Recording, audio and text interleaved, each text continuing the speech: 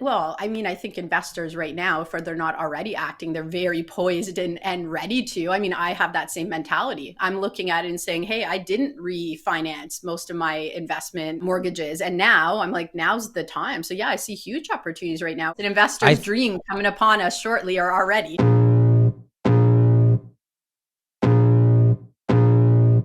Welcome to the Tom Storey Show with Steve Karrasch and Tom Storey, where we discuss everything real estate or whatever else is on our minds.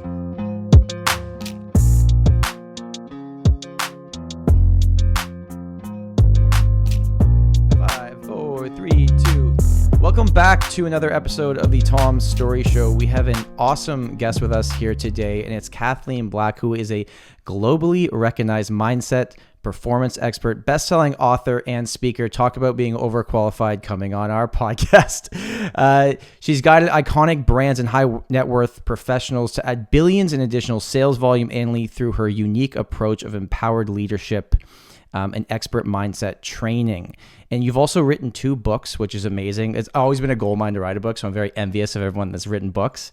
The Top 1% Life, the shift from chaos to calm in your business, as well as the Relentless One, a path to personal expansion. Your life story also inspired a full-length documentary, The Relentless One, directed by Emmy Award-winning director M. Douglas Silverstein. You live in Oshawa, and I love how you put this. Your kids are free-spirited, Ethan and Ella. So welcome to the show. Thank you. Thanks for having me. Yeah, no, we're really excited for you to be here. So I know you because I've seen you speak to groups that I've been in before, and I've heard your name a million times. For the viewer, other than what I just told them, like, who is Kathleen Black? Oh my goodness. That's a big question. I think I'm like most humans, I'm pretty multifaceted, but I do love adventure. I love to go on a journey, and I really do love shifting people and shifting myself. You know, like that's what I thrive on. So when I say my kids are independent, high spirited, it's true. I said they were in my independent training program, which as a parent is interesting, right? I know, Tom, you have a little one now. It's like they give you a hard time, but they'll be strong individuals. So I think really that's where I thrive, in helping people shift. And I always joke I've had more than 9 lives, probably because I like to shift and grow. You know, I'm fascinated by it. So on the coaching side of things and like getting into the real estate industry and everything, like how did that all start? Like where did you start that journey? Yeah, you know what? Like I try to give the cold notes because, you know, it's like everyone says, and Steve Jobs notorious for it, like everything makes sense in retrospect, right? Mm-hmm. But at the time, it's like everybody else. You know, I have a 19-year-old son right now, and there's so much pressure on young people to know what they're doing and know where you're going to university and have your life figured out. And it's a lot. And I think, you know, when I was 19, I had OAC. I wanted to get into journalism. That was my big goal. And I did, but I didn't like being in people's faces during difficult times. I wanted to support people during difficult times. So I ended up to switch into psychology, which of course now helps me immensely, in women's studies, which also people who haven't taken it don't understand, but it's extremely helpful in a sales industry because it's a lot about voice and empowering others and understanding dynamics. So it's really, really helpful. But I ended up, after being in university, having a surprise of being pregnant and deciding I can take on anything. I can do university with a baby, no problem. So I got a taste of leverage with, you know, bringing in students for room and board and exchange students. And back then I really thought, you know what, if I'm organized and structured and I work really hard, I'm going to get ahead. And I had that mentality that the harder I work, the more resources I have and everything would be easier. And, you know, I have a whole keynote about this because over the years, not just myself, but when I got into coaching, I noticed for a lot of very successful people, the more we worked harder, the more we were successful on the outside, the less we felt successful because there were so many people and places and things just pulling at our attention. It's that chaos, right? Totally. So I got into real estate for investment properties. Long story short, got my first year in real estate, I sold 44 homes, very happy. I had 2 kids under 5, going through a massive separation. And like some viewers or people listening, you know, necessity is an amazing motivator, and it was. And I stuck with that for a couple of years. And the team I was with was starting a coaching company, which was the first team-specific coaching company in real estate in Canada. So within 18 months, I was the director of coaching there. I took over the company. ran it Wow. completely. And about 6 or 7 years ago, I sold my 50% ownership in that company, and I started here. So I started working with, the big, like, elite top producers were my first clients, building teams. So I did things a little bit backwards. I didn't start with like now we work with new realtors, but that's Sure. not Not how you started. Yeah, I think that's why my experience is a little bit niche, because I'm used to helping people scale out who are already successful, who want to be a little more calm and structured. Have you found, I want to go into the market with you as well, because we're going to go so into personal development and coaching here. Just before we get into that, in terms of like right now, because when you're speaking with the teams that you coach that are high producing, all, probably 7-figure, over 100 transactions per year. Oh, yeah. I found with those highly successful people, they don't care about interest rates or what's going on. Like, people buy in every market. The mindset's just different. Like, another interest rate hike yesterday. A lot of people are freaking out about it. Like, the sun did come up today. It did, in fact, come up. Like, I guess the world continues to happen. What advice would you just give to like someone about the market's kind of crazy right now? Like, it's very unpredictable because of the interest rates. Absolutely. I mean, you just hit like the nail on the head, right? Like the elite people in the industry think differently. The top 1% think differently. In some ways, honestly, I have a harder time speaking to people outside of the top 1% because I love speaking with people who have a similar mindset. And I call it the raft builders, which is like, if you see my talks, I explain it, but for a quick version, the raft builders are the people who in any storm, in any adversity, no matter what's happening, they are so hyper fixated on what they can influence positively. Not just influence positively. And they're willing to work with what they've got in order to get more, to work with that to get where they want to be. And that's the difference. So I think in this market, the top 1% are saying there's opportunities here. Yeah. And I'm a big believer that, whether it's COVID or economic shifts, we have and I apologize for your background, we have some construction. Don't worry. So we have, the shifts that's going to happen overall in the market. And then the consumer is going to hear about media, but on the ground, the people who shift the market are those top experienced agents or those who are leveraging their wisdom, because they're the ones educating the consumer. They're the ones making sure they're confident and comfortable. They're the ones interpreting the opportunities right now. And I think that's 100% what's happening. Now, it's not instant. And this is why, like, during COVID, we saw these teams do massive rebounds.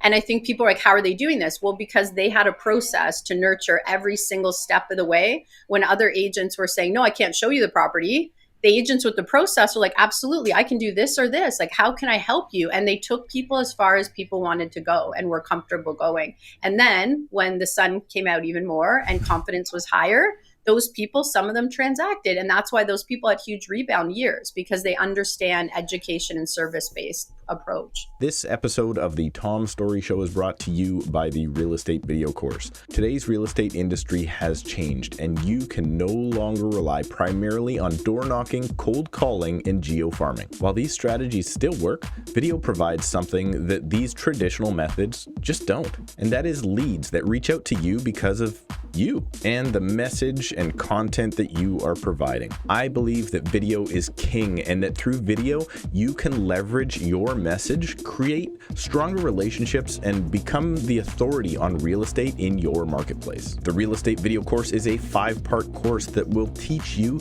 the fundamentals of video, including why it's so impactful, the equipment that you need to invest in to get started, and the proven tips and strategies used to ensure long-term success. So go to videocourselogin.com today to become a true creator, level up your editing and production skills, and develop your real estate video plan to leverage your message to current and prospective clients. That's videocourselogin.com. The link is below in the description, and don't forget to use the discount code TOMSHOW at checkout for 10% off any purchase. That's videocourselogin.com and use the checkout code TOMSHOW. That's TOMSHOW.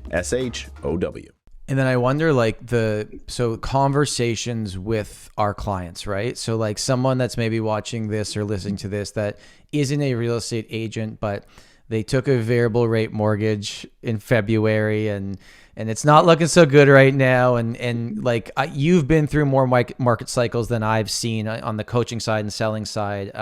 I've only really seen 2 times where the market dipped, which 2017, and for condos, the beginning of 2020 when the pandemic happened.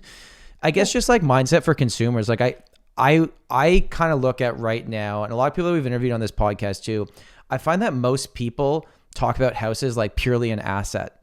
It's like an investment vehicle. I'm like, you got to live somewhere. It's still a roof and a bathroom and all these things. And so like if you were speaking with someone that bought a house earlier this year, their monthly payments have gone up, they're getting a little bit worried. I guess like what advice would you give them in just the market overall? Well, I'd say to them, I mean, if you're uncomfortable with the shift in interest rate, which discomfort is going to be better for you in the long run, right? Like you can shift into a fixed. And I think for some people, they will decide to do that because the risk is outside of their long-term or short-term comfort. And that's okay. Like if you will sleep better at night because you feel like you want to lock in and pay a bit more now than later, then that's something for you to consider. But I'm in agreement. I mean, I think it's a long-term I still see my personal house as an investment just because I have an investment background and I believe in being able to liquidate if you need to. It's a single mom mentality, right? Right. But I think end of the day, like everything's strategy, and a great consultant. I'm always careful with these questions because everyone has a unique situation, right? Some of us have money to pay a couple $100 more in our mortgage every month, and it's not going to phase us. And we're investing in an asset that's going to appreciate for us. Other people, this is scary, right? They're saying, I don't have that extra time. So this is a great time to reach out to a professional, right? Whether it's your real estate agent who's referring someone they actually trust, who's educational. I think it's important to be strategic and look at what's most important to you in life, right? Like to me, straight up, I mean, I was able to build my business because I needed to be very lean at home. That's how I did it. I was like, I can't compete with these big names if I'm scared about, keeping my kids in a house. So I was very, very protective. And some people listening to this might feel the way I did then. So I had to play it safe. And that's okay. If you need to do that right now, then hey, talk to a professional, weigh the pros and cons. Just make sure you're not kicking yourself in 5 years because you made a decision out of fear. Make a decision out of strategy. Well, one of the things that Steve does as well in his house, like this is more common in Vancouver, but you rent out your basement, right, Steve? Yep. And like almost I'm thinking everybody in Vancouver my market, does it, right? Outside of Vancouver, in the suburbs, almost every detached house is like you got to have that $1,000 to $1,500 coming out of your basement to make things make sense. The only trouble with that is now those same people that are just making ends meet at this current time getting that increased rent are going to come up on their mortgages in 1, 2, 3 years, and they're coming off of 3 to 3.5 mortgages for 5-year fixed, and they're going to be up at 5.5. And when they're doing those calculations, it's scary. I had a conversation with someone this morning about that, and they're like, I think I might go variable. I'm like, you have to be okay with going to bed every night knowing that tomorrow that may not be that comfortable low payment that you thought it was going to be, right? That's what we're going through right now. And I think there's so many people that took that gamble because we've gone through 7 to 10 years of ultra low interest rates, and they took that gamble, and there's going to be a little bit of hurt over the next little bit here. And I don't think it's stopping because the Bank of Canada yesterday, although they didn't do a press conference, they did come out and say, they basically left the door open going, this isn't the last hike. Mm-hmm. Yeah.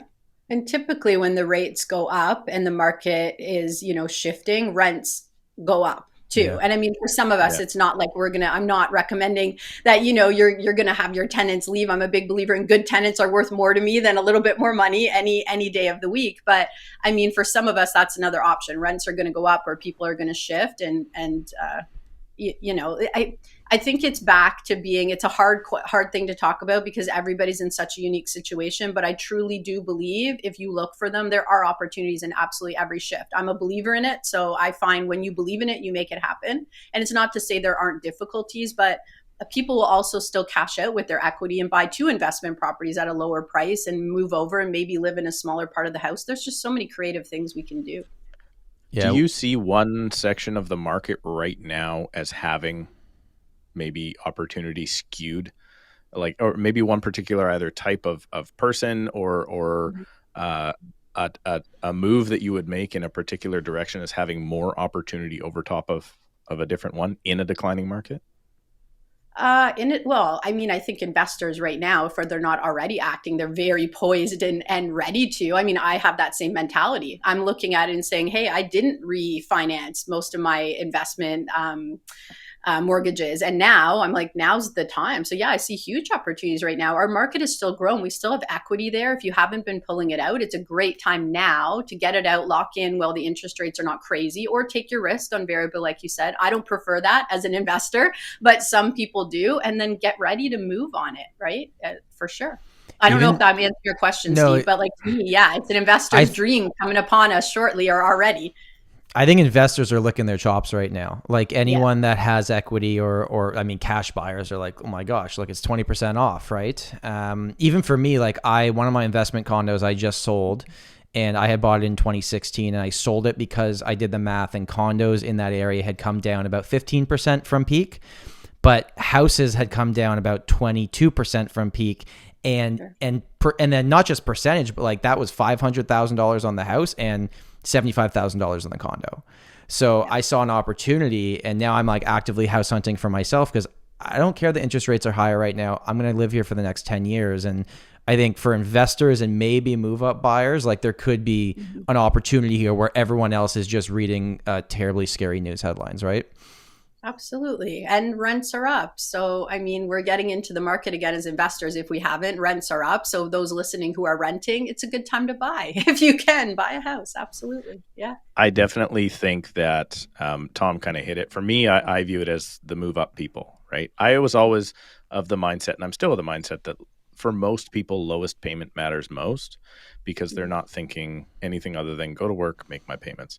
But the people right now that are doing the move up, if just total, mortgage, smallest mortgage possible is the biggest thing, the loan amount, then right now the move up is the opportunity. And Kathleen, I know this is a bit of a side note for people that have listened to our other episodes, but Tom, I'm glad you finally sold your condo.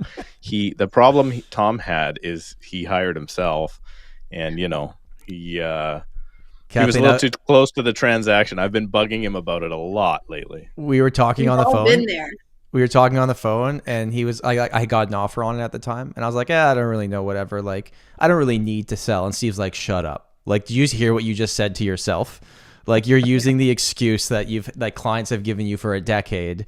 Like, you want to sell, right? Would you rather wait till the next rate hike, or do you want to get it done? And I was almost in my own head after advising people every single day and having zero emotion in it, to then it's myself and getting in my own head, which is funny.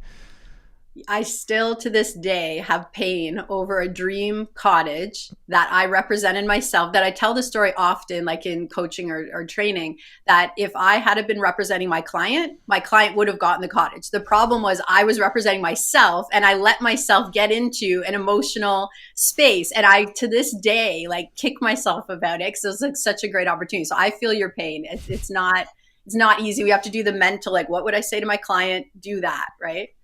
Steve, is it true that in BC, most agents don't list their own property? Like, you have to have someone else do it, or is that just like a common thing? You don't have to have someone else do it. So in my purchases, I represent myself because there's a lot less liability. In BC, our insurance does not cover us if something goes wrong. So there is a higher chance that you get sued, much higher chance you get sued as the seller than as the buyer. So as a result, you would be very foolish to list your own properties. So I do not list my own. I have listed my own property once before under the team, but then they cracked down pretty hard on that in like 2013, 2014. And that's actually when I sold, was 2013. So now it's like, find somebody I know and trust and know is a good agent, and then just sell it. Let them deal with the emotional aspect of it. Yeah. I do hire an agent to sell my properties. Kathleen, you had mentioned something at the beginning when you were talking about like your growth throughout the last, however many years, and you had talked about the investment, and you said, pregnant in university, started like, you said, were you leasing out dorm rooms, or you said something about like something about that. So yeah. I want to know your investment strategy in real estate. Like, you're obviously a very, very savvy and accomplished person. Do you own mostly residential? Do you own in corporations? You don't own commercial? Like, what's the real estate takeaway, coaching, sales and everything, but just your investment strategy? Yeah, well, first of all, being totally transparent, because I think it's important. I mean, I'm guilty of what a lot of realtors are guilty of. I've helped have helped thousands of people build massive, highly successful businesses. And I really put my focus on, if I help other people be successful, I will, which I still stand behind. Because in coaching, I think that's very important. Like our flag, our flag is other people. It's like a for sale sign with the sold on it is what we want in coaching. Like they're successful. But prior to my separation, our strategy was very much the old school, like sweat equity. Like I was sanding drywalls, I was painting outside, like I was doing the leases, the tenants, absolutely everything. And we did the old school move in, got all of it, get one unit done, move into it, finish the rest, refinance, move forward. So what I know is residential resale. And I like to stay within what I know. So I've still gotten back in the investment market. Would I say I'm on track for where I should have been coming out of the separation? No, but I'm getting poised now to get back. So I still have it, but residential resale for me, I know it. I run the numbers very well and feel very secure in that. And I prefer multi-unit. Yep. And I'm doing it to my own house. When the market was crazy, I'm like, I'm going to buy my own house for myself and put units because I want to be a nomad. So why not? Right. So yeah, for sure. Condos or commercial has not been my space. One of the things I'm very envious of what a lot of the coaching companies have built is that you talked about being a nomad. And it's like, as a real estate agent, so I lived at my cottage most of August. I have an amazing team that helped me throughout that month. And I was like, okay, this is doable. I can do this. Like I saw it play out. Our sales didn't drop. Everything was all good. But still, sometimes I feel like I have to physically be there, like you still have to do the listing appointment unless you've gotten to a point where you've built out a different structure like that. And we can get into team structures with you. For your business, do you have like this goal of like you live 6 months here, 6 months somewhere else because you can do it virtually? Like, what does that look like for you?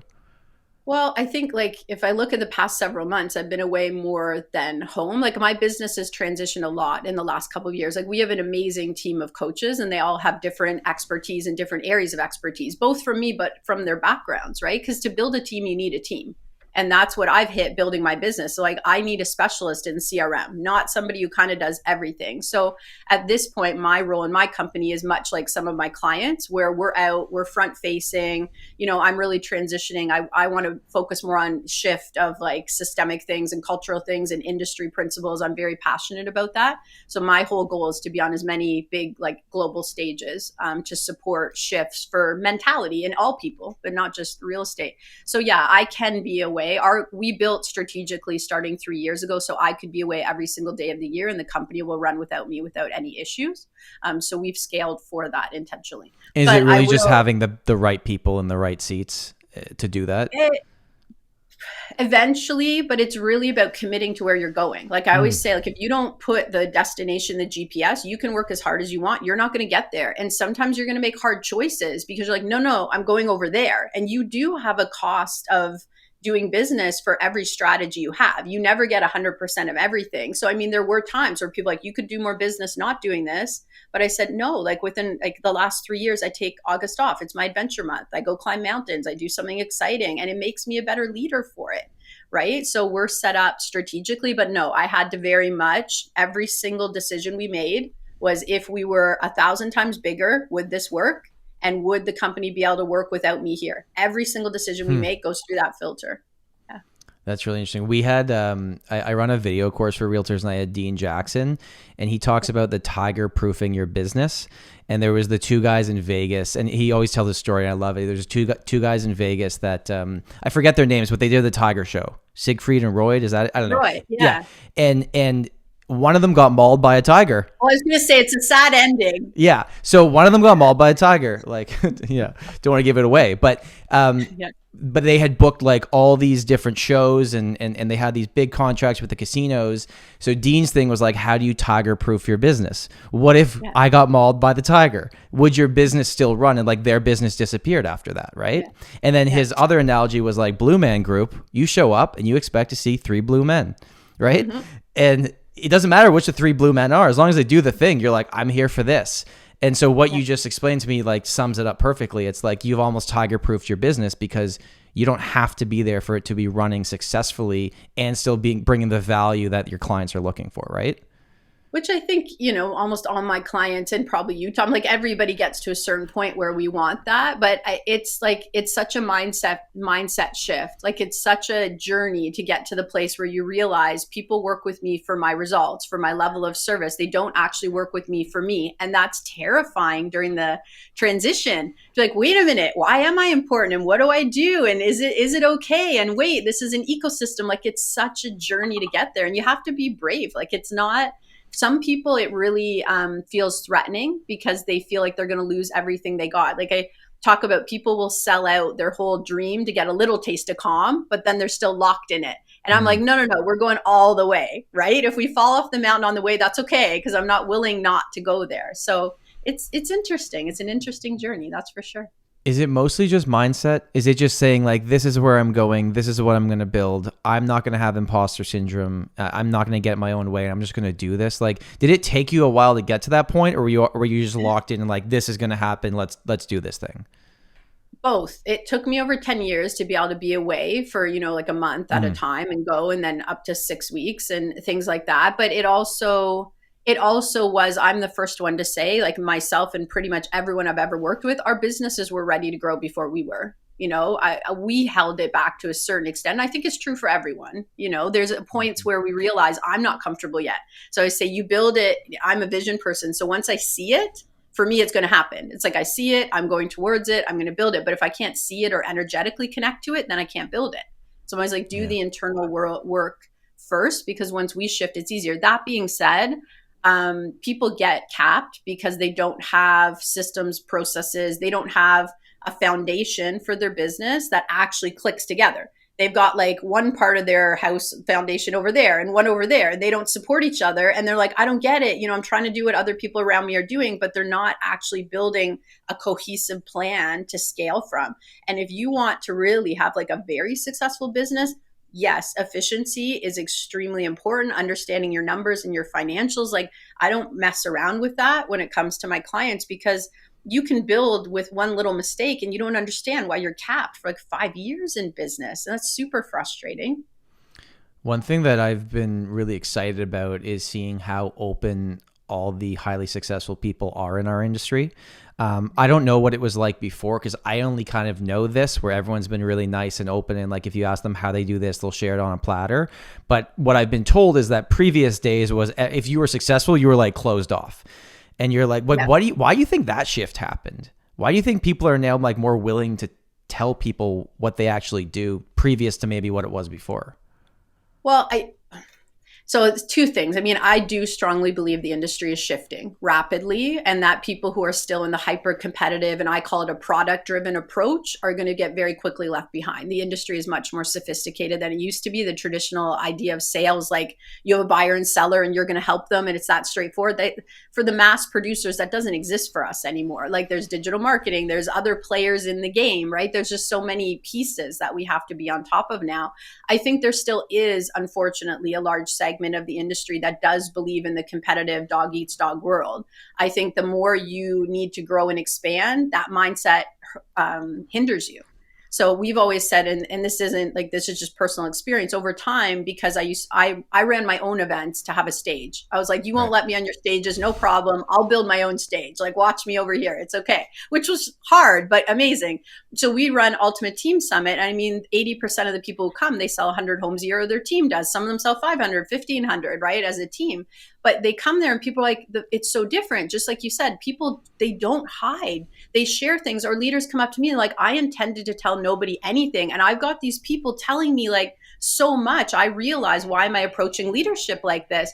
And I always just assumed it was like that because I was in a bubble of like hyper producers. Right. But when I go out of that bubble, I think there is still a mentality and a facet that's kind of keep your cards close. I don't think that's the future of the industry or the future of the new, like the thought leaders. I don't like that word, but the people who are influencing our mindset, I don't think they're there. I think there's a spiritual element. There's an energetic element. There's, you know, we're in a lifestyle industry. How can I do something in sales that doesn't feel good for me as a person? Like, where is that going to take us? So I think as that shifts, we come out of that like super, like, you know, me or you win or I win. It's like, wait, there's other houses over there. Like, let's stop focusing on each other, you know?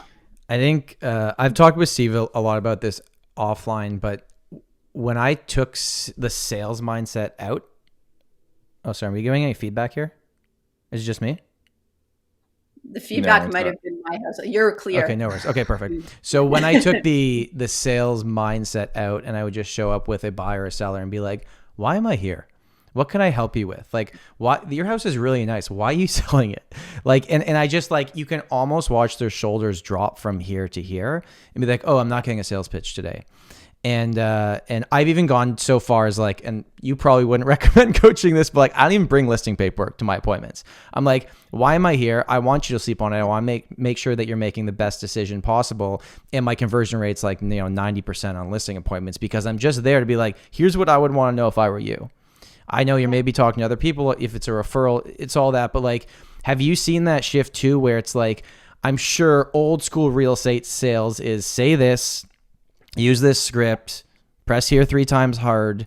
What are you now telling these teams that are doing this many transactions? Is it the same mindset where it's totally shifted to just value, education, and then people will start just reaching out when they're ready? Yeah, I mean, my entire business, when I was still selling, I wrote a presentation called The Consultant's Approach. And it was within like my first year and a half in real estate. And I was burning out big time, like little kid, single mom, trying to be crazy. The second year, I think I sold 65 houses. Like I was running and it was just nuts. And I was burning out. And I had to go through an internal journey of like, wait a minute, all of this sales stuff is so external and it's like push, and you're so depleted, and then go to a conference and rah, and I'm back up. And then you make a bit of money and then you're like on vacation because you're burnt out again, you know? So I had this kind of inner quest of like, how can I replenish internally and bring that approach to buyers and sellers? So I think because we commit to the consultant's approach, and I think a lot of people like we've worked with, work with that mentality. It's how do we ensure our clients feel comfortable, and what's the psychology of how they feel and how they make decisions, and how can we, I'm a strategist, like I love strategy. Yeah. So like, how can I be strategic with, to me, a listing presentation is the experience. So I always try to explain to people like, you have to walk up the flight of stairs to get up to like the first level. Then you got to walk up the second flight of stairs. So like, you can't do the fourth floor on the ground. You can't, but we try to. So it's like, what we say matters, the order we say it matters, how people feel matters, right? Your energy of it. So I do bring listing paperwork, we're not going to lie then, or I train people to, but we're 100% educational and we don't take ownership on any choice. And I'm really adamant about that. It's like, I believe we work with intelligent people and people make great decisions for themselves, their family, when we educate them well. So I agree completely, Thomas. Like the better I can help and educate, the more comfortable people are, because now I'm your advocate. It's not like, I want this commission, you want this commission, I want this price, you want this price. Like, no, like we're working together. Like I'm your representative here. Like something's wrong, right? I had a listing presentation yesterday and he was very adamant at the fact that he didn't want a for sale sign because of just some neighborhood stuff. And I'm like, no worries. And he's like, you're fine with that? I'm like, no worries. And he's like, you know what? I'll be 5 for sale signs for you after this happens. Cause he's like, I'm going to tell everyone about you. And it was just a cool mindset thing. Like I didn't even have to bring it up to him. He was just like, I will be your for sale sign. Don't worry. Like I'm recommending you to everybody, where I could have gone old school and be like, no, you need the for sale sign. But like at the end of the day, obviously it's better if it's there for my business, but like long-term, who cares? Right? Yeah. I mean, if he knows the pros and cons and he's like, I'm willing to not have it, then yeah, I agree with you. I just think it's such an important time to shift, because the more digital marketing is so important. Like whether you're buying Google pay-per-click leads, you're doing Facebook, you're doing organic. It's so important. And the mentality of people, and I know obviously with you, Tom, with video, like you can do all of these things. If you don't know how to communicate with people who don't necessarily know you yet, or maybe they saw a couple of videos, like the old school push for the sale on the phone with somebody who's 6 months out, like it doesn't resonate and people don't like it and you don't feel good. Like I talk to people every day who are like, I don't want to do this because I feel awful about it.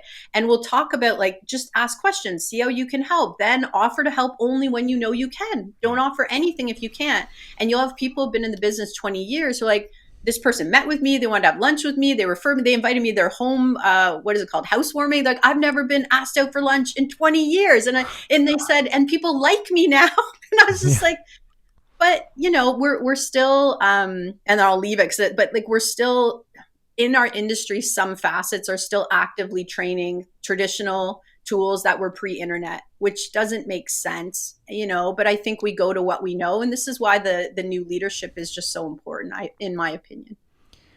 Me and Steve specifically have done a lot. We've dug really deep into YouTube.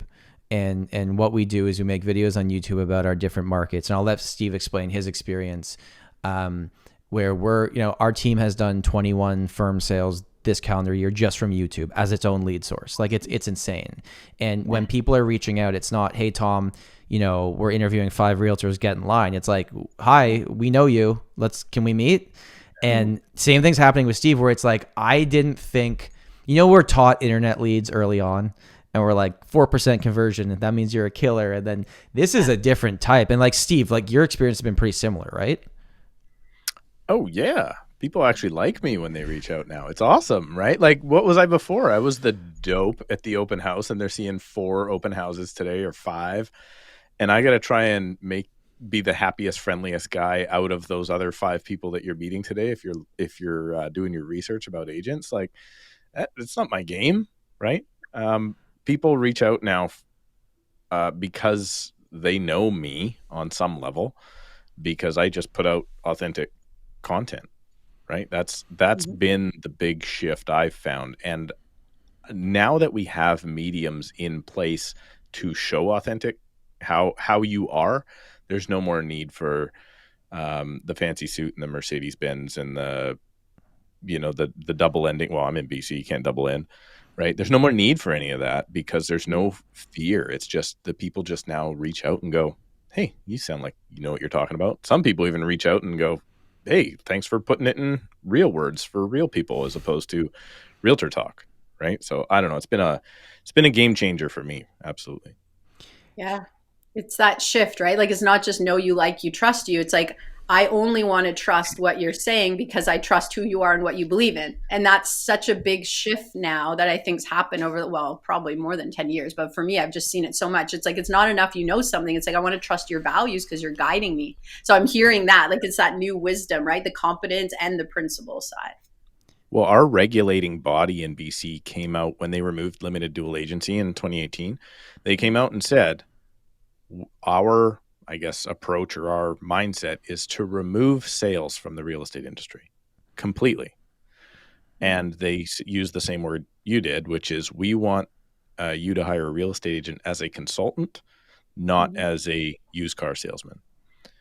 Only problem with that is they didn't ask the consumer if that's what they wanted, right? So the problem I come into now is I'll go into a property and explain them, because that's our first disclosure we have to do. I have to tell on a listing presentation. I have to go through paperwork and have them sign it before we do anything. And the clients that look at me and go, so if a buyer walks in the door and says, I want to write an offer with you, you can't do it. And I'm like, I can't do it. They got to go get their own agent, right? And so it is future focus. And I just think our regulating bodies need to do a much better job of portraying that message, right? Because that is where the industry is going.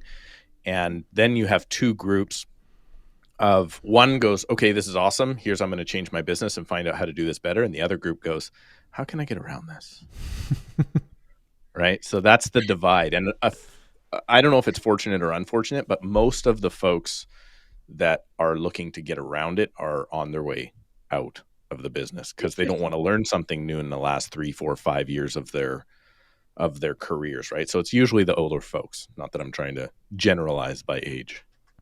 This episode of the Tom Storey Show is brought to you by Karrasch Real Properties. That's right, my co-host Steve runs an amazing real estate team in the Fraser Valley. If you're someone looking to get more insight of what's going on in the Fraser Valley real estate market, I would highly recommend reaching out to Steve and his team. They're going to tell you what you actually need to hear, and they're going to exceed your expectations all the way throughout the transaction. I've met Steve and his entire team in person, and they're all people that are really, really passionate about what they do. And a lot of their business comes from repeat and referrals, so it's no surprise that they've continued to be in the top 1% of the Fraser Valley Real Estate Board for many, many years. They service Cloverdale, the Fraser Valley, and Surrey, and they know what they are doing. But don't just take my word for it. They have over 95-star Google reviews online. If you're looking for good advice that's not salesy with real people delivering really great results, I would highly recommend reaching out to Steve and his team. You can find them online at krproperties.ca, or in the show notes. You can go in there and you can book a call directly with Steve or someone on his team at a time that works best for you. If you're looking to buy, sell, or invest in the Fraser Valley, Cloverdale, or Surrey, I highly recommend Karrasch Real Properties. And now, back to the show. Yeah, well, and it's, and sometimes maybe it's a little bit A, little bit of B, but I won't comment too much into it. But I mean, I think, I think, there is in my opinion, not that anybody cares in BC, but I mean, I think given what we do in Ontario, there is a place to be consultants and be able to have support on both sides. I work with a lot of people in other provinces who do it exceptionally well and very ethically, but I know that that's not something on the table right now, maybe as much as people might want it there, right? Kathleen, one of the things that you were way ahead of the industry on from the training that you've been doing was the team structure. I've got a team. I've got 6 people. Steve's got, you're at 6 people now too, Steve, or 7? Count on your fingers. I love them all. I don't want to count them all okay. right now. Okay. Yeah. No, we are technically 1, 2, 3, 4, 5 agents and 2 unlicensed admin. Both Steve and myself have kind of taken we are the listing agents. We have buyer's agents. I even have if you join my team as a brand new agent, you have to do just leases for the first year because downtown Toronto, it's learn all the buildings. You got to know your stuff. One of our agents that started in November just did her 50th transaction. Now, 45 of them were leases, but still, I'm like, it's amazing. It's awesome. Yeah. So my long-winded question is, we had talked about this on a previous episode, and we were talking about disruptors in the real estate market. And there's all these very loud disruptors that don't actually take any market share. And then I look at market share, I'm like, oh shit, you know who the disruptor is? Teams. Teams are the disruptor. They're the ones actually taking the market share.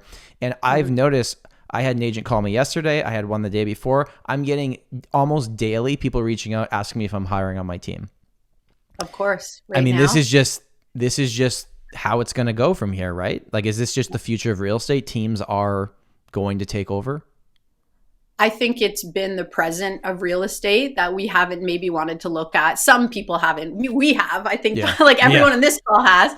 But I think, maybe some of the brands or some of the brokerage owners, and particularly in smaller towns, there's still resistance to team. I think in GTA, it seems like that's backwards, but they're this is all we do is work with teams. And 100%, there's massive resistance in certain areas still and certain brokerages to team.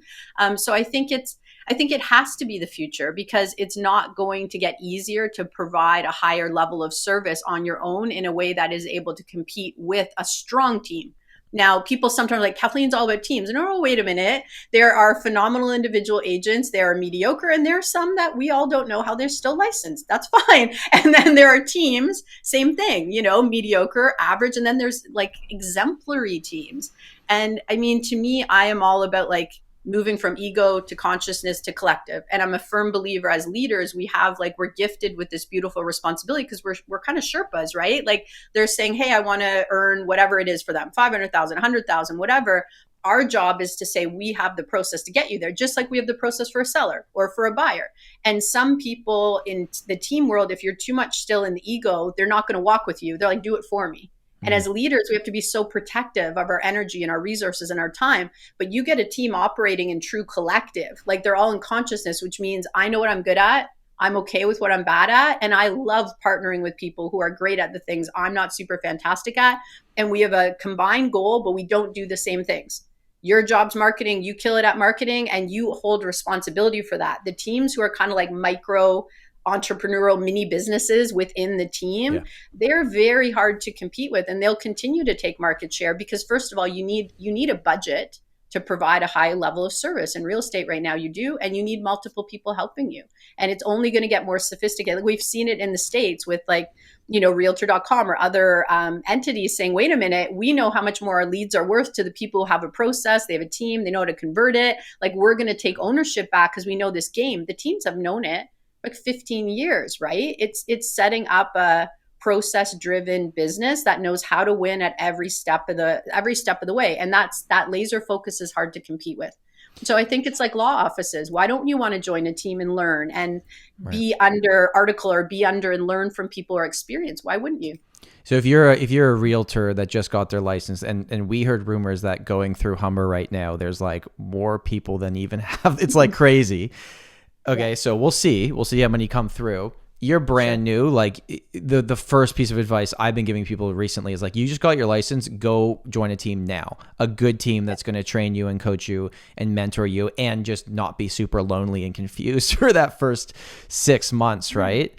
Cause my first year of my career, I was by myself. I didn't mean to build out a team. It just kind of happened naturally. But I wasted my first year. Like really looking back, like I'm glad I learned what I learned, but I could have done it way differently.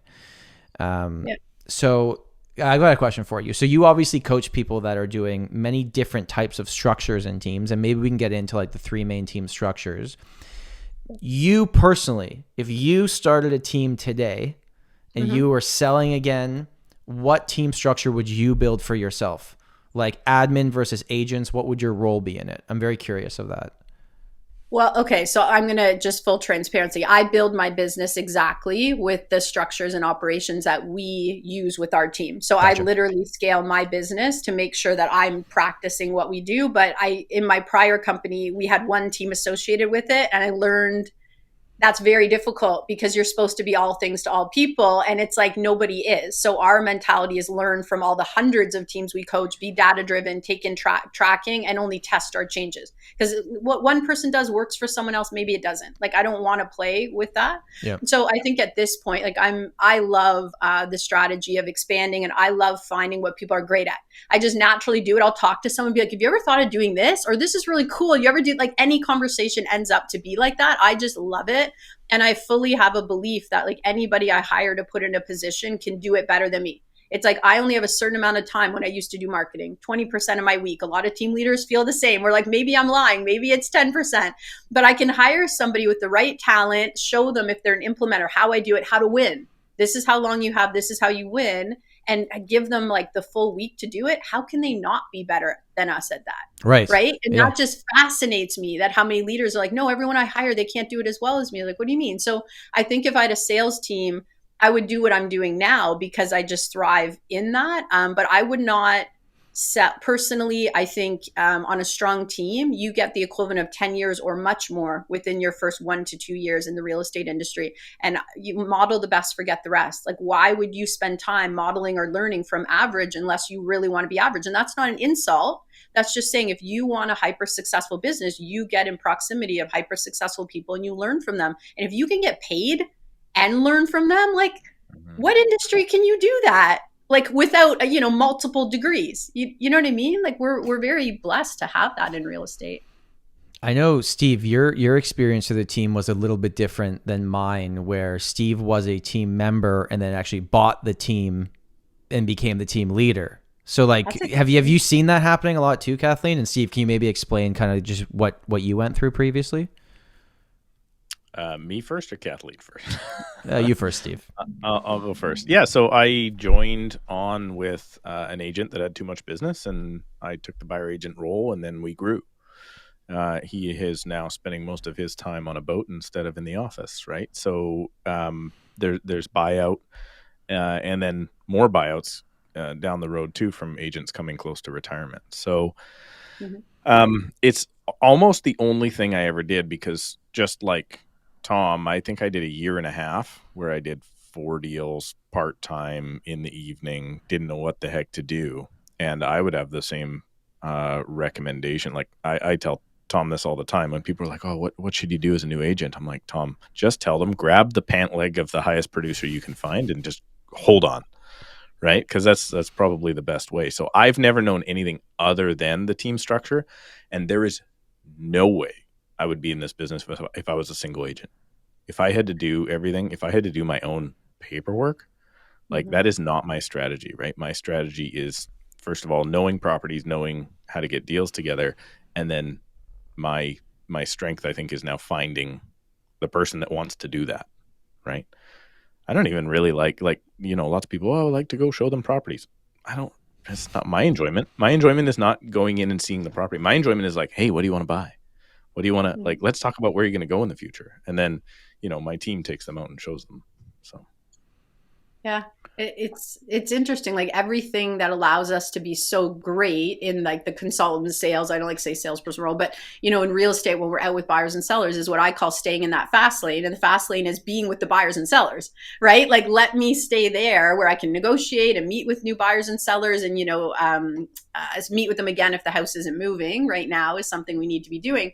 But all those little things that we tell ourselves, oh, I can just do it myself. Oh, I can just get it done. It's like, often the opportunity loss just trying to do things ourselves is so much higher than hiring people who let alone do it better than us, but give us all that time back. But that mentality is like part of, when we're for that ego, and I don't mean ego in a mean way. It's just part of my structure, like the solopreneur, everything's a cost. Whereas when you're up with the elite, the industry icons, like you said, the top, it's like everything's an investment. It's such a different mentality. And I mean, how can we be great doing everything? I don't think, I personally, I think there's some exceptional solopreneurs, there are, but they built their businesses often in another time too. Like, I don't know how you be great at everything building now. Very difficult. One thing I wanted to ask your opinion on was, and like, I'm very much in this world because I didn't have a choice when I started. I was like, I need to get people to know who I am. And to do that, I'm going to have to get myself in front of a camera and tell them that I know what I'm doing. And it started first with consumers, and now within the real estate community, people know who I am because of the same thing, right? Because that's most of my followers on Instagram anyways. Yeah. For the people that you are coaching, obviously there's this push for social media and online and being present and being in the places that people are actually going to potentially see who you are. But then I feel like there's also this trap. And there's this trap with, oh, I had a TikTok that got 100,000 views. It's like, great. Did you book an appointment from it? No? Okay, great. So and then I have 10,000 followers on Instagram. Great. How many homes did you sell because of it? Have you noticed that as well? And like, because I know there's some high producing teams that don't even really, well, they do social, but they're not that interested and they don't need it. So is there some type of like perfect middle ground there? You know what? It's like I love, and I've seen some of your training, know people have gone through it, Tom, and it's amazing, right? Because it's like how to do video. And me, I'm such a strategist. So when I go to marketing, I'm like, okay, are we talking about direct response? Are we talking about push marketing? And that's not a new mentality. I mean, it's been around for what, 20, 25, whatever years, but it's still the piece that like when I talk about it, it's like the glazer. I'm like, this is what we need to talk about, because you can have a TikTok video and you can get all these impressions, you're getting exposure. It's just like buying an ad in a magazine. You can spend 10 grand and have a beautiful ad in a magazine. And if nobody calls you, was it worth anything? But there's this mentality of, well, it was pretty and people are seeing it. It's like, it was worth nothing to your business. A TikTok video with all those impressions without other engagement, like, don't get me wrong, there's a mix, right? Is the same as a billboard. Like, you have a billboard to reinforce a business you already have. You don't have it to create brand new leads and opportunities. You have it to encourage people already know you, already in your database, or maybe they're being referred by somebody, right? So I'm a big believer in saying marketing can, to a certain extent, be measured and should be. And when you're new, you want to look at what am I spending and how many leads or referrals. And, there is a gray zone, 100%. But that's the big, that's the way to grow. If you're just throwing your money and hoping and nothing's coming back, you're going to be bankrupt, it's very difficult. Yeah, I don't know. I struggle with it because I'm so passionate about it, but I'm passionate about it to actually get appointments. Like, everything we do online is to get an offline conversation. That's the way I look at it. I want to get face to face. And I don't actually think anything in real estate has changed in 30 years in terms of the goal of why we wake up every morning. It's to meet with a buyer and seller. Just all the tools and everything else in the middle has gotten a little foggy. And I think everyone's looking for that thing. But all the people that I've talked to that are highly successful, 7-figure, 100+ homes a year, yeah, not all of them do social that much, but they still run a great business. So it's not like you have to do it unless you're really interested in it, like unless you're actually passionate about it. And listen, is it any different, Tom? Is it any different really? Because when I think like, okay, so somebody's gonna, I'm not a TikToker, nor do I plan to be. Thank goodness. Yeah. The world doesn't need to see my face anymore. The thing is there, it's like, okay, that you get sucked into ego. I mean, plug your ears if you're somebody that does this for advertising, but isn't that kind of the same thing as a bus bench? Isn't it almost the same thing of like, there's me, look at how many people saw me today. Right. As opposed to now, I think why we're having so much success and where people lose it in the transition into video is like, we're having success because we're trying to help people understand their situation better. Not, hey, look at that guy with the bus bench. Right. I think TikTok is the same thing for me. I know, Tom, you get business out of Instagram. I've never got business out of Instagram. It's mostly realtor referrals though. It's model. in the industry business because they follow me, which is interesting. Yeah. Like, it's just not, I view it as the same thing, just the tools of today instead of the tools of yesterday, right? Like newspaper ads, or here we had the Real Estate Weekly, which is now an online only, right? It's not a newspaper anymore, but we used to spend $1,000 a month on Real Estate Weekly. I don't know that it ever got us business, but we got to see our pictures there every single week.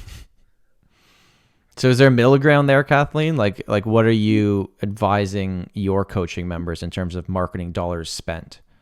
Yeah, like we like to build, well, marketing dollars spent, like we do have an economic model, of course, right? So we do believe in the percentage, but that being said, if your percentage of marketing is, right at the 10 or 12% or whatever you're doing, but you have no idea where your deals are coming from. And there's some very successful teams who go through this, and it hurts because they'll come for coaching and say, we know we're spending, we don't know what's working. It's like, we need 12 to 18 months of tracking before we even think about moving something, because I don't know what's working for you. So to us, again, it's looking at building initially, getting to a place where we actually can quantify to a certain extent. We're always going to have better weeks than other weeks, but hey, if I'm spending this in a year and we follow this, process of communication, conversion sounds cold sometimes, but like a process of communication and nurturing relationships, and we do it consistently, how many leads can we expect to have? How many new consultations? How many people choose to work with us and choose to buy and sell with us? If you can build that way, in my experience, that's where you can really scale, because that's where you also get confident to do what I call is the multiplier effect.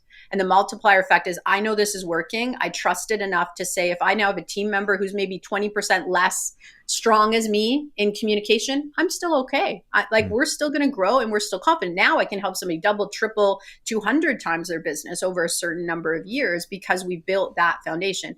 Later on, once you get to, like, depending on the market, GTA is a little bit different, but West Coast and middle provinces have a very different commission structure. Like, we used to say million. Now I'm like, 1.3, 1.4. That's where we start to go, okay, now some brand or ego advertising is going to support you because you also have other new leads coming in that you're converting. Until then, let's just focus on people you can help and how we can get them. And that's the most important. Not to say you don't do social media, but that's the most important. Right? I think it's like that's cool. That's the first time I've heard that. That is pretty cool to hear. So I appreciate you saying that.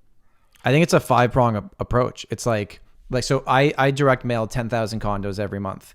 Also, I make YouTube videos about Toronto condos. Also, I'll run ads sometimes about condos. Also, I get lots of referrals that people that live, and it's like, I had a listing in February this year where they're like, we found you on YouTube, then we got your mailers, then we checked out your Instagram, and then we booked an appointment with you. I'm like, there it is, right? Like, it's not just one singular thing. It's like a mix of everything. And then maybe it's having the community-based website or whatever market you work in that you can add to that. And then the billboard. And then you add that all in, and it's like, okay, well, who can compete with that? But if you're just doing one of them singularly, I just don't see I don't really see the results being there. Yeah, they all support each other as it's the swarm approach. Yeah. Well, I saw one bee, I saw two bees. All of a sudden I looked at the one now, whoops, sorry, that's my keyboard. Now I'm like surrounded by them, right? And you have, it sounds like a very specific, like you do, niche, and you know who you're speaking to, which really helps with that too. Yeah. It's awesome. Totally. So we'll wrap this up. I don't want to take too much more of your time. This has been so much fun. Thank you for joining us. The big question is, well, I'll give you 2 questions. I'm always running on with my questions. The first one is heading into the fall market. Okay, this episode will come out on Sunday, September the 11th. Real estate agents, some of them are an okay start to the year, and they enjoyed August, and they've just woken up and been smacked in the face. They've been like, uh-oh, I got no business. So what advice would you give them? That's my question number 1.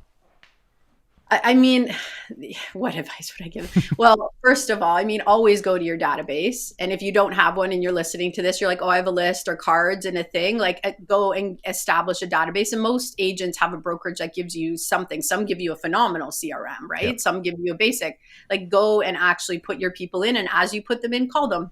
Call every single one of those people. The second thing would be document your process. Like I'll say this to the end of time, document your process so that you know where people are at, so you can be highly influential when you have the chance to talk to them. Sometimes we only have like 2 minutes to talk to somebody. I don't want to be general. I want to focus on how I can help them now. And if I know I've met with you for a consultation, but you're unsure, you're worried about interest rates, I'm going to talk to you about that.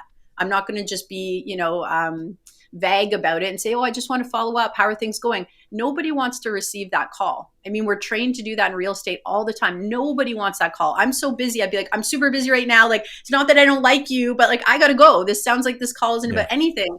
Whereas you have the CRM, you have notes. It's like, I know you guys were talking about interest rates. I know you locked in, you were protected. You have until this day. Let's talk about a strategy. Like, what are you guys thinking right now? So you're right to how you can help people for sure. So document your client process. And, I learned, I was reminded when I was in Peru and there was a landslide that, when your gut sometimes is like, play it safe, don't move forward. Our instincts when we most need to grow are to stay still. And that's the most costly thing we can do. So I was reminded when you're not confident to go alone, it's because you're not meant to. Like you need mentorship, you need help. Maybe you need coaching. Maybe you need your broker manager, right? Like whatever it is for you, if you're in a fantastic brokerage. But if you're lost right now, be around people who are what I call, again, the raft builders, who are looking for the opportunities, and start writing lists. For a buyer, what are all the opportunities right now? For a seller, what are all the opportunities? It should be at like the drop of like, what is the word? I always screw up quotes. My team makes fun of me all the time. Drop of a thumb, drop of your finger. You guys know what I mean. Yeah. It should be right there, tip of your tongue. Yeah, there it is. There it is. Yeah. It has to be on the tip of your tongue the instant you talk to somebody, exactly how you can help and what the opportunities are, because that's what we do. We create like confidence, right? Yeah. And then I can tell already because this is the first time we really had to have a conversation together.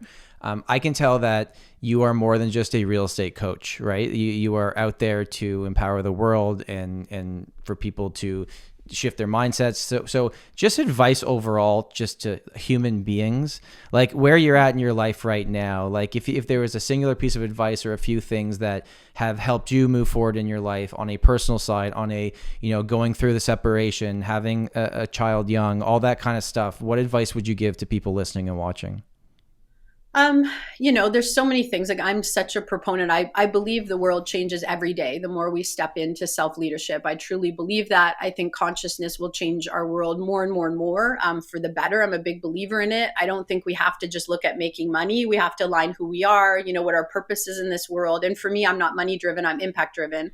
So that helps me to make decisions. So I think know who you are, invest in, and you can read books. You don't have to pay money. Go on YouTube, invest in knowing who you are. And secondary, always know what you want, right? That GPS, like where am I going? What's important to me? And who cares what other people are doing? Like who cares? What do I want? Because the world will tell you a million times over, you can't do it. It's too fearful. It'll be expensive. If you're making decisions out of fear, it's costing you your future. It is 100%. So if you can know what's important to you, make decisions strategically, that's not just going to empower you. It empowers your community, empowers your family. Like it's truly good for any industry that you're in. So that to me is really important. I think, prior generations, in some ways, it was like you're a victim or you're a victor. So when you think about it, it's like either someone has control over me or I have control over someone else. Now we're in this empowerment era where it's like, wait, I can be victorious over myself, right? I can manage and lead myself. And now my energy is to help other people, not control them. And that to me fascinates me. So, I think if we can get in that space, as a human, you feel good, you're in a good place. Yeah. I love it. That's great advice. Steve, you got any final questions? No, man, I feel like I haven't said anything here. I've just been soaking it up. So I appreciate you coming on. I'm glad we were able to stick it to an hour this time and get our guest on their way for their busy day. And I appreciate you coming on. Kathleen, how do people find you online? And if real estate agents want to find out about your coaching program, is there a best place to go? Yep. Website is ittakes.team. So pretty easy. Ittakes.team. And we're all over Instagram and Facebook. So Kathleen Black _ Kathleen Black coaching. I love to be an artist, so I get kicked off and I create my own channel so I can say what I want and then they kick me off again. So we're all over there. Please follow me. I love to connect with people. So thanks so much for having me. This has been fun and excellent. Thank you. This has been awesome. I really, really appreciate you being here. And then last thing, are you doing another in-person event soon? Is there a date for that coming up? We are all over a whole bunch of conferences, but our conference, Ultimate Team Summit, is November 2nd to 4th at Fallsview Casino and Conference Center, and tickets are selling, and we're well on our way. So come out to it. It's a very unique network of people. So if you like the vibe here, that's the vibe at Summit. Yeah. Amazing. Thank you so much for everyone listening and watching, because I always forget to say this at the beginning. If you could like this video when you're an hour in, that would be great. Maybe subscribe to the channel. Our goal is to get to 1,000 subscribers on this new channel, at least by the end of the year. And if you're listening on the audio platforms, you give us a review on Apple Podcasts. That would be amazing. Thank you, everybody, for listening, and have an amazing day. Bye. That was it. He didn't do the bye. He usually goes bye. Oh, you do a special bye, Tom? So, I usually go.